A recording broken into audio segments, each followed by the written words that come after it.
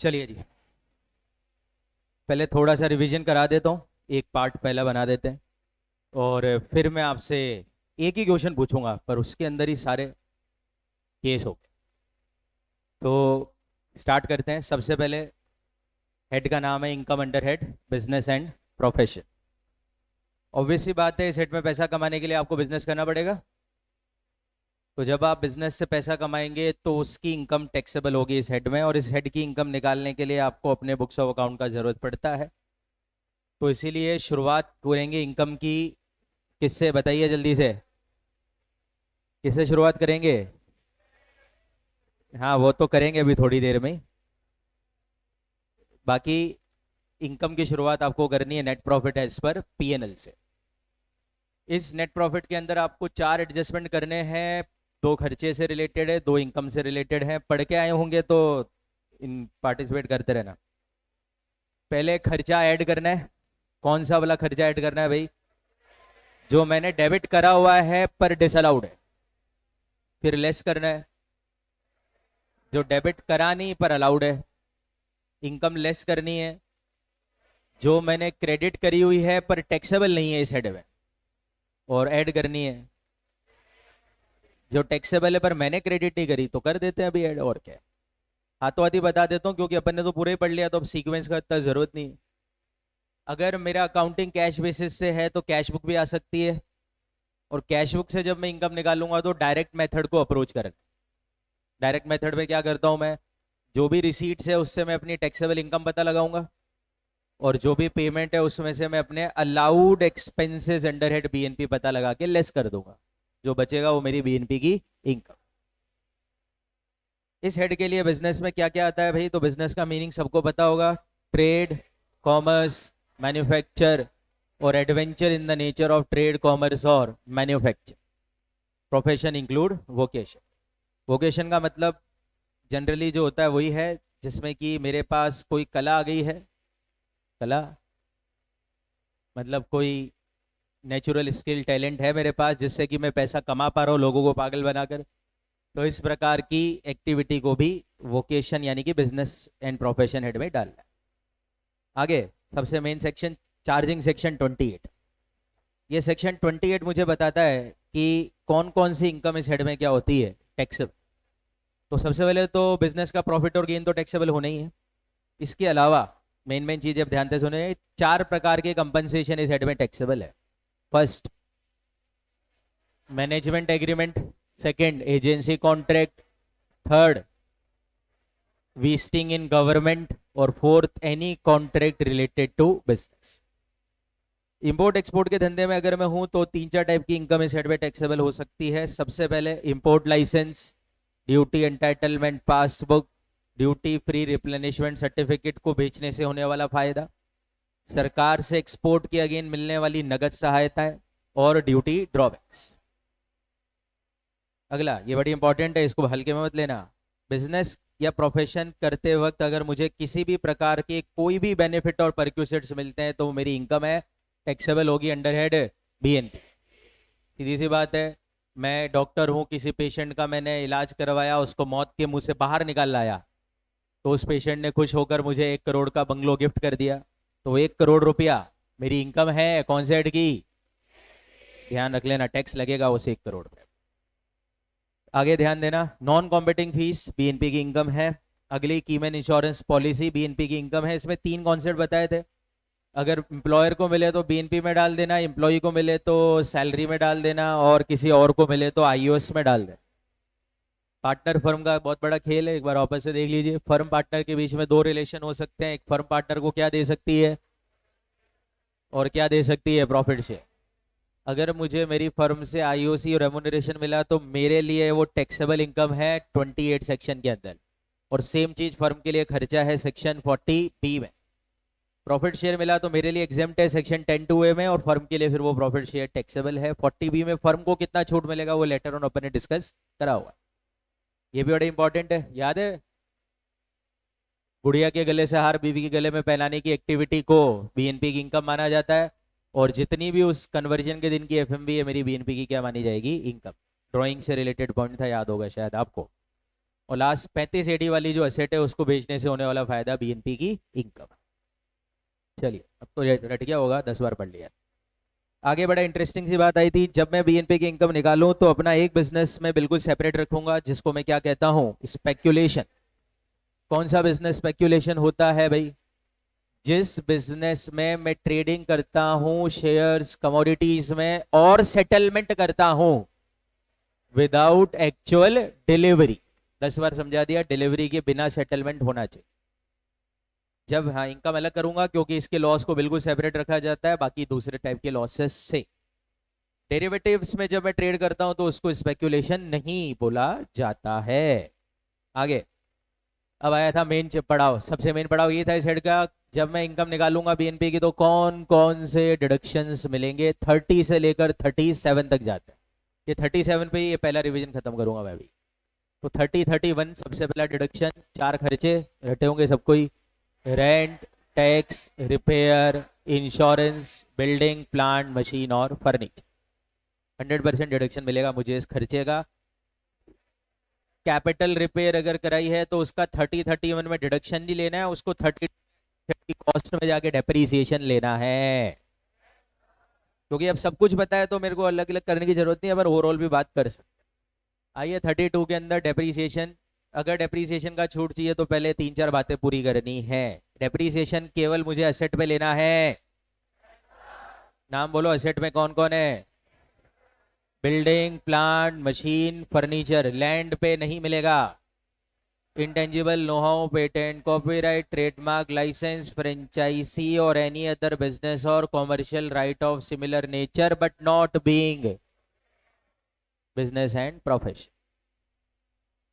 ठीक है, ये तो हो गया। इसके बाद प्लांट की डेफिनेशन बहुत बड़ी है। प्लांट में आती है ये सब असेट्स जो की है shape, books, vehicle, scientific apparatus, surgical equipment, पर इसमें टी बुशेस और लाइव स्टॉक्स नहीं आते। आगे डेप्रीसिएशन लेने के लिए मुझे वो असेट बिजनेस में यूज करनी है। यूज का मतलब रेडी टू यूज से। रेडी टू यूज जैसे फायर एक्सटिंग्विशर वाला एग्जांपल आपको बताया था, याद आया एग्जांपल? इसके बाद वो असेट का मेरे पास ओनरशिप होना चाहिए। अगर होल मैं ओनर हूं तो पूरे डेप्रीशिएशन में ले लूंगा, पार्टली भी हूं तो पार्टली ले लूंगा, कोई दिक्कत नहीं है, प्रोपोर्शनेट ले लूंगा। आगे अगर कोई एसेट, ये भी बता दूं सेक्शन 38 क्या कहता था मुझे याद है, अगर कोई एसेट मुझे दोनों जगह पर्पस में काम आती है, बिजनेस में भी और पर्सनल भी, तो प्रोपोर्शनेट डेप्रीसिएशन ले लेना है, कोई दिक्कत नहीं। ठीक है, अगर ये सब शर्तें पूरी है तो डेप्रीसिएशन का डिडक्शन मिलेगा WDV मेथड से, जो कि ब्लॉक की होनी चाहिए। ब्लॉक का मतलब होता है group of asset having same nature and same rate of depreciation.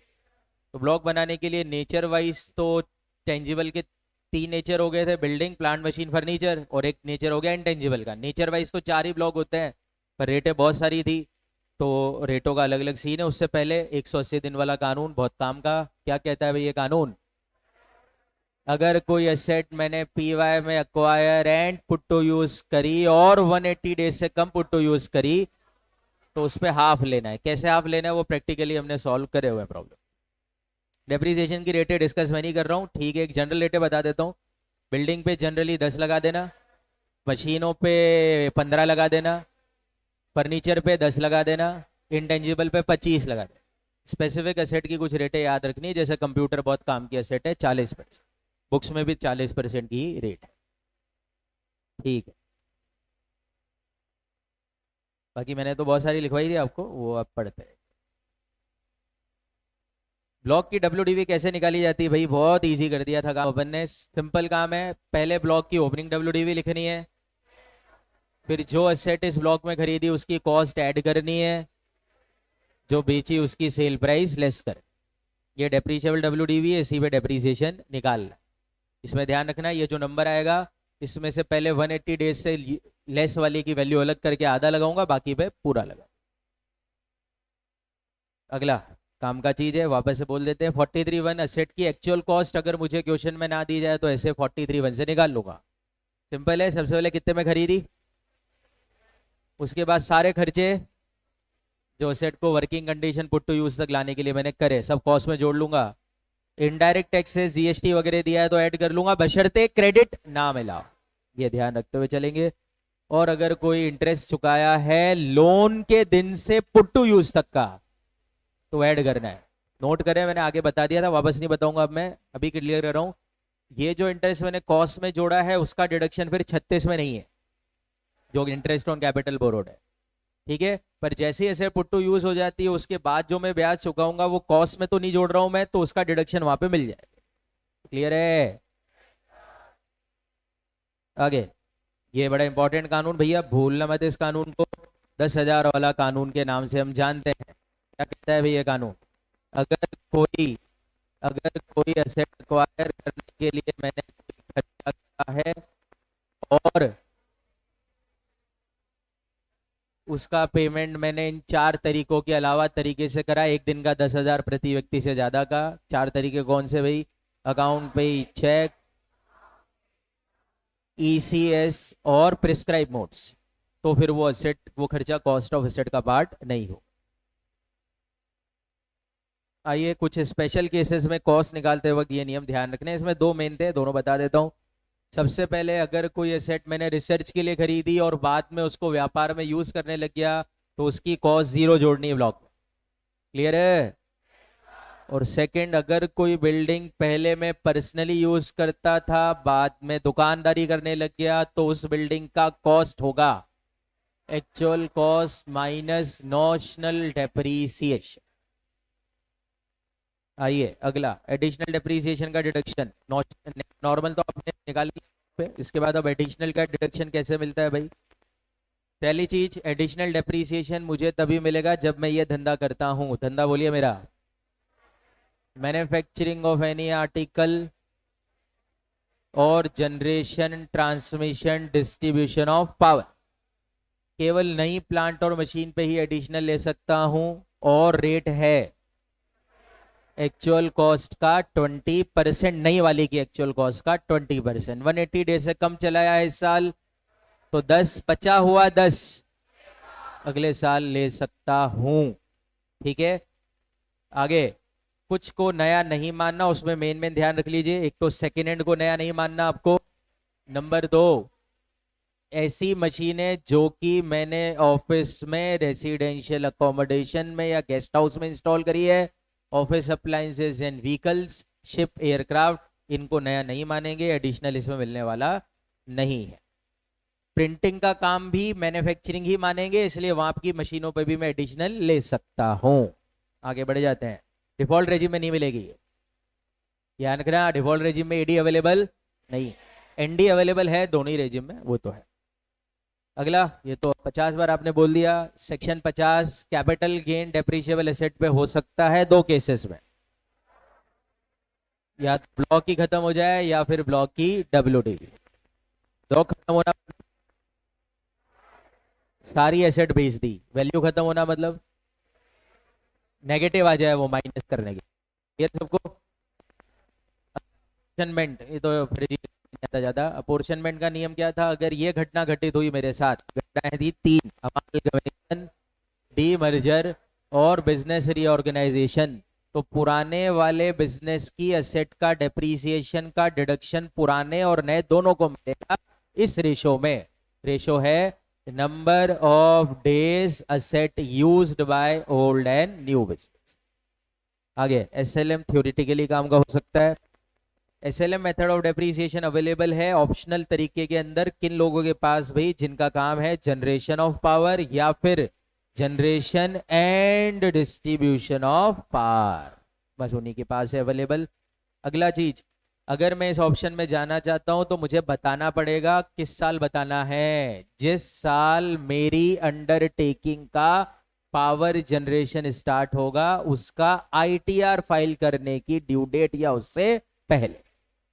और फाइनल चीज, एसएलएम वाली एसेट को जब मैं बेचूंगा तो 3 में से एक चीज होगी, या तो टर्मिनल डेप्रीसिएशन या balancing charge plus capital gains.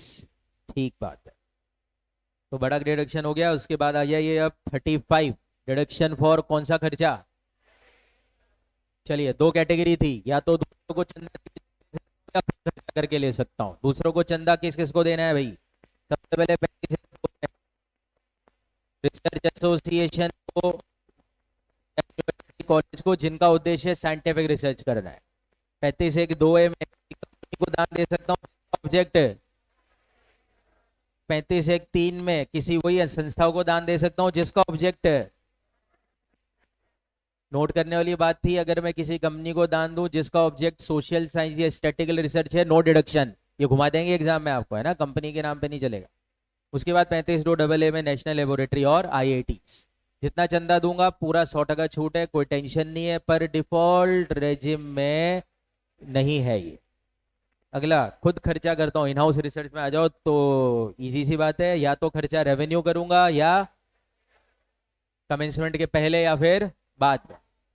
Commencement के बाद करूंगा तो जितना रेवेन्यू खर्चा जिस साल करा पूरी छूट है, 100% विदाउट एनी टेंशन। पहले करा तो कितने साल पहले? 3 साल। कौन से 2 खर्चे? और सैलरी, और उसका 100% छूट कमेंसमेंट वाले साल। कैपिटल में लैंड के खर्चे का तो मिलेगा नहीं भाई यार, बाकी सारे कैपिटल खर्चे कमेंसमेंट के बाद 100% उसी साल मिल जाएगी। पहले 3 साल पुराने सारे 100% कमेंसमेंट वाले साल में मिल जाएगी। यही तो था। रिसर्च की एसेट को बेचने पे क्या होता है, याद करिए 2 चीजें, या तो डायरेक्टली बेचूंगा बिना यूज के, या फिर यूज करके बेचूंगा। बिना यूज के डायरेक्टली बेच दी तो जितने में बेची BNP की इनकम है, बशर्ते कॉस्ट से ज्यादा बना बेचे, फिर कैपिटल गेन भी हो जाएगा। कुछ बोलो। 10 लाख की मशीन खरीदी रिसर्च के लिए और 8 लाख में टिकाई तो 8 लाख पूरी BNP की इनकम है। 10 लाख की मशीन खरीदी रिसर्च के लिए 12 लाख में टिका दी किसी को तो 2 लाख कैपिटल गेन है, 10 लाख BNP है, पूरा 12 लाख टैक्सेबल है, ध्यान रखना। यूज करके बेचूंगा तो फिर बेटा जब यूज करना चालू करा होगा तो ब्लॉक में जोड़ा होगा 0 रुपए, और क्योंकि वो ब्लॉक में जुड़ गई तब तो डेप्रीशिएबल बन गई, और डेप्रीशिएबल बन गई तो बेचते वक्त ब्लॉक से घटा देंगे, और तो क्या करना। डन है। आइए 35(AD), कुछ स्पेसिफिक टाइप के धंधे, क्या बोलते हैं उनको, स्पेसिफाइड बिजनेस अगर मैं करता हूं तो डिडक्शन मिलता है कैपिटल खर्चों के लिए। धंधे आपके सामने, मैं सारे तो नहीं पढ़ रहा हूँ, 2-3 खास खास बता देता हूँ।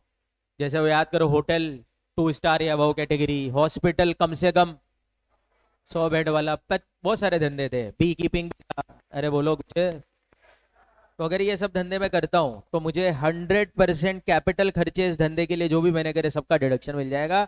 इसमें 3 का नहीं मिलेगा, लैंड, गुडविल और फाइनेंशियल इंस्ट्रूमेंट नहीं मिलेगा। कमेंसमेंट के बाद जितना करा उस जिस साल करूंगा उसी साल मिल जाएगा। कमेंसमेंट के पहले जो मैंने कैपिटल खर्चा करा होगा उसका 100% डिडक्शन मुझे कमेंसमेंट वाले साल मिल जाएगा, पर एक कंडीशन होनी चाहिए, वो खर्चा बुक्स में क्या करना है, कैपिटलाइज। ये नोट कर ले। आगे बढ़ता हूं तो फिर 10,000 वाला कानून यहाँ पे भी लगेगा, वो जो ऊपर पड़ा हुआ है आपने। उसके बाद डिफॉल्ट रेजिम में अगर रहूंगा तो 35(AD) का डिडक्शन नहीं मिलेगा। इसका मतलब अगर मैं डिफॉल्ट रेजिम में जाऊं और ये धंधा करूं और कैपिटल खर्चा करूं तो क्या होगा, फिर 32 लगेगा, डेप्रीसिएशन मिलेगा। यार मैं 3 स्टार का होटल चला रहा हूं, मैंने एक 50 लाख का मशीन खरीदा, मैं डिफॉल्ट रेजिम में नहीं जाता तो उस 50 लाख का ट्रीटमेंट क्या है, डेप्रीसिएशन। डिफॉल्ट में चला जाऊंगा तो 50 लाख का ट्रीटमेंट क्या है, डिडक्शन। ध्यान रखना। आगे, इस बिजनेस का लॉस मैं अनलिमिटेड ईयर तक कैरी कर सकता हूं, याद है। और फाइनली वो 8 साल वाला कानून, चलो ये तो तुम ही बताओगे अब क्या कहता है 8 साल वाला कानून भैया। अगर कोई एसेट स्पेसिफाइड पर्पस के लिए खरीद कर नॉन स्पेसिफाइड में यूज करी कितने सालों में, तो जितना डिडक्शन लिया था उसमें से जितना डेप्रीसिएशन मिल जाता वो माइनस करके जो बचेगा। एक क्वेश्चन मेरे से एक क्वेश्चन मेरे को याद है, किसी क्लास में किसी बच्चे ने एक अच्छा क्वेश्चन पूछा था कि सर मान लीजिए कि मैं वो कोई ये धंधा कर रहा हूँ, ये वाला जो भी है स्पेसिफाइड, इसमें कोई मानिए कि मैंने कोई मशीन खरीदी और मशीन खरीदने के बाद इसमें याद है प्रोडक्शन ऑफ फर्टिलाइजर भी एक धंधा है शायद। तो जैसे मान लो वो फर्टिलाइजर का काम कर रहा हूँ, मैन्युफैक्चरिंग ऑफ फर्टिलाइजर के लिए मैंने 50 लाख की मशीन खरीदी। अब आपको पता होना चाहिए 50 लाख का 35(AD) में तो डिडक्शन मिल जाएगा पूरा। अब अगर मान लो 8 साल में मैंने कोई गड़बड़ करी तो क्या होगा, 50 लाख माइनस वो डेप्रीसिएशन करूंगा। तो जब मैं डेप्रीसिएशन माइनस करूंगा तो मेरे को एडिशनल भी ध्यान देना है, क्योंकि मैन्युफैक्चरिंग वाले अगर चाहे तो पहले साल क्या ले सकते हैं। तो सोचो जब मैंने नई मशीन खरीदी होगी 50 लाख की तो उस साल मेरे को नॉर्मल मिलेगा 15% और एडिशन भी तो मिलेगा 20%। तो वो सारा कैलकुलेशन करके माइनस करना है आपको, जितना मिल जाता अगर सच बोलते तो अगर सच बोलता शुरुआत से तो एडिशनल मिलता ना मेरे को यार। तो वो ध्यान रखना है, क्वेश्चन में पूछा था किसी ने, मेरे को याद नहीं किसने, पर ये ध्यान रखना। आगे आइए 35D, प्रिलिमिनरी खर्चे का डिडक्शन। इजी है, तीन पर्पस के लिए किए गए खर्चों को प्रिलिमिनरी बोलना है। कमेंसमेंट के लिए, एक्सपांशन ऑफ एग्जिस्टिंग यूनिट और setting up new industrial unit. Number 3, इन्हीं खर्चों का डिडक्शन मिलेगा जिन्हीं को प्रिलिमिनरी बोलना है, बाकी को नहीं बोलना है। नंबर 1 है फिजिबिलिटी रिपोर्ट बनाने पे खर्चा, प्रोजेक्ट रिपोर्ट बनाने में खर्चा, मार्केट सर्वे का खर्चा, इंजीनियरिंग सेवाओं का खर्चा, किसी ड्राफ्ट लीगल ड्राफ्टिंग के खर्चे। ठीक है, कंपनी है तो फिर एमओए ओए वगैरह के खर्चे, प्रोस्पेक्टस के खर्चे, कंपनी की रजिस्ट्रेशन फीस, ये सब खर्चे ही होने चाहिए।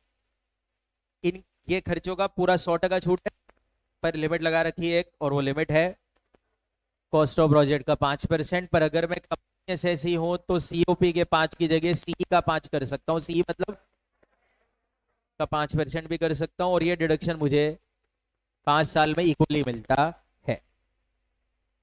ठीक है, मेथड ऑफ अकाउंटिंग या याद ही आपको रूल क्या रहा था बताइए?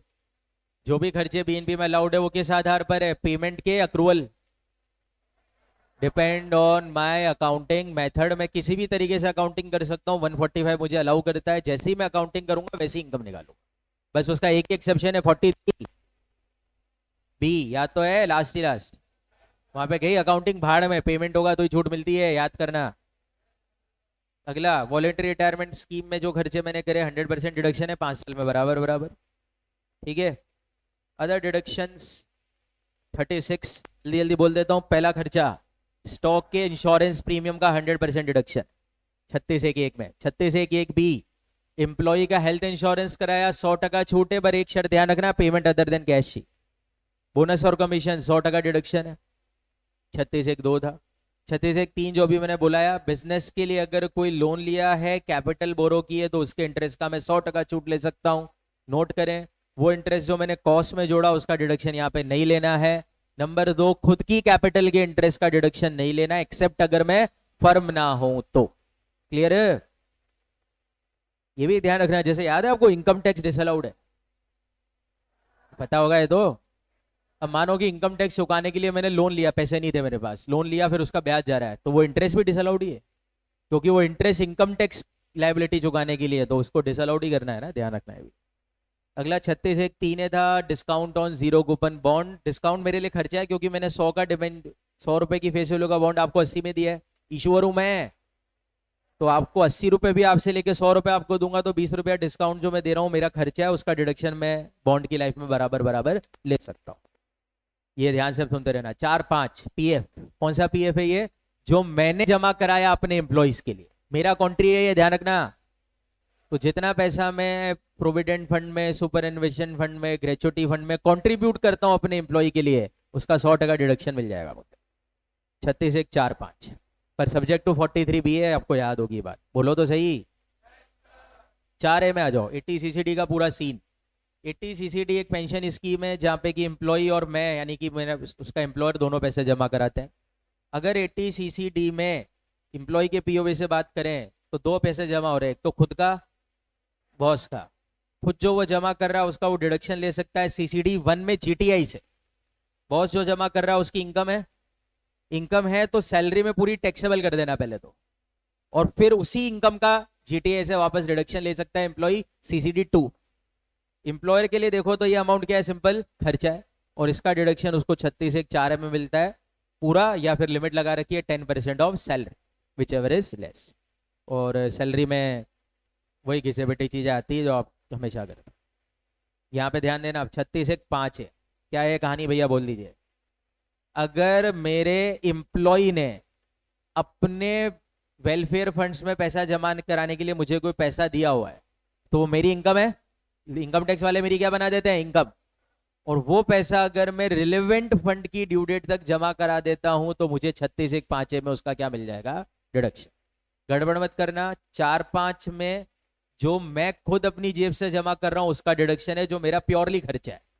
5A में एम्प्लॉय वाले पैसे का डिडक्शन मिल रहा है, जो मेरा खर्चा नहीं है, फिर भी डिडक्शन इसलिए मिल रहा है क्योंकि जो पैसा मिलता है वो मेरी क्या बन जाता है, इनकम। ये ध्यान रखना, भूलना। ये सब हो गया। उसके बाद ये तो सिंपल ही है, बेड डेप्स 36(1)(7) में अलाउड है पूरा 100%। कंडीशन क्या थी, वो इनकम का पार्ट होना चाहिए, और राइट ऑफ करना है आपको उसको अपनी बुक्स में। ठीक है, पीवीडी का छूट नहीं लेना है, ध्यान रख लेना अच्छी तरह से। और बेड डेब्ट्स रिकवर होने पे सेक्शन 41(4) लगेगा, और जितना रिकवरी होगा वो बीएनपी की इनकम है, बशर्ते वो छूट कितनी मिली। याद है वो नंबर को यूज अपने फेवर में करना है अपन को। याद करो ना, मेरा 1 लाख का पैसा डूबा था और उस समय 80,000 की छूट दी उन्होंने। तो जब मुझे 1 लाख रिकवर हो गएंगे बाई चांस, तो मैं पहले मान लो 90,000 रिकवर हुआ मेरे को, तो 90 में से 20 तो मेरे वो वाले हैं जो कि आपने छूट नहीं दी, 70 ही आपके वाले, तो 70 ही इनकम बनेगी। याद करो, इंपॉर्टेंट है, एग्जाम्पल लिखा भी हुआ था इसमें। इसके बाद क्या है भाई, ये तो बकवास क्या है। फैमिली प्लानिंग के खर्चे किसको मिलता है छूट? ये कंपनी को। और रेवेन्यू खर्चे का 100% छूट है, और कैपिटल खर्चे में लैंड के अलावा 100% छूट है। कितने सालों में? 5 साल। और लास्ट 2 खर्चे टीटी सीटीटी 100% अलाउड खर्चा है, 36(1)(15), 36(1)(16। और आ जाओ लास्ट, आज के लिए रिवीजन को उधर ओवर करेंगे। 37 क्या था भाई? Residuary deduction. क्या था? कंडीशन थी हर वो खर्चा जो ये नियम पूरा करेगा उसका डिडक्शन 37 में है। नंबर 1, खर्चा 30 से लेकर, खर्चा कैपिटल नहीं चाहिए, बिजनेस का होना चाहिए, पर्सनल नहीं होना चाहिए। ठीक है, फिर आए थे कुछ नोट। पहला एक्सप्लेनेशन बहुत इंपॉर्टेंट है, बहुत काम आएगा। अगर कोई खर्चा इलीगल या ऑफेंसिव प्रकृति का है तो मैं उसका डिडक्शन नहीं ले सकता। फिर एक्सप्लेनेशन 3 इसी से रिलेटेड था। ये कहता था ये 3 टाइप के खर्चों को हम ऑलवेज क्या मानेंगे? इलीगल और ऑफेंसिव। नंबर 1, खर्चा जो ऑफेंसिव है किसी भी लॉ के तहत, चाहे इंडिया का। नंबर 2, अगर मैंने किसी को कोई सुविधा दी और वो सुविधा लेना सामने वाले के लिए गैर कानूनी उसके प्रोफेशन के हिसाब से, तो वो खर्चा मेरे लिए भी क्या है? गैर कानूनी। क्या था? वो डॉक्टर वाला एग्जाम्पल था इसमें। और अगर किसी ऑफेंस की कंपाउंडिंग कराने के लिए कोई खर्चा किया है तो वो भी गैर कानूनी खर्चा है, डिडक्शन नहीं मिलेगा। अगला, सीएसआर के खर्चे डिसअलाउड है पूरे, बोलो यार। और लास्ट 37 दो भी इजी है, तो क्या है बोल दो। पॉलिटिकल पार्टी के ब्रोशर, मैगजीन, पेम्पलेट, किसी में भी कोई ऐड दिया है, एडवर्टीजमेंट, तो वो डिसअलाउड। यहाँ तक ही था। फिर अगला एडमिसिबल आते थे, देखेंगे अगली क्लास में उसको।